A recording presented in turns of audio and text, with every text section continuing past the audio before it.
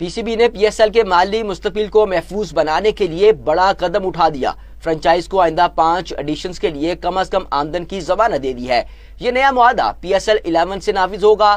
ذرائع کے مطابق نظر ثانی شدہ معاہدے کے تحت ہر فرنچائز کو فی سیزن مرکزی ریونیو پول سے کم از کم 85 کروڑ کی ادائیگی یقینی بنائی جائے گی۔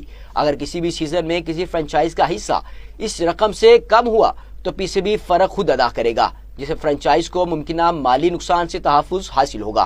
تمام فرنچائز کو ہر سیزن میں کھلاڑیوں کی تنخواہوں، رہائش اور سفر سمیت تقریباً $11 لاکھ خرچ کرنا ہوں گے۔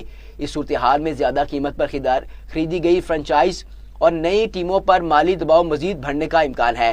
پی ایس ایل کی مرکزی آمدن کا 85% فرنچائزرز میں تقسیم ہوگا، جبکہ 5% پی سی بی اپنے پاس رکھے گا۔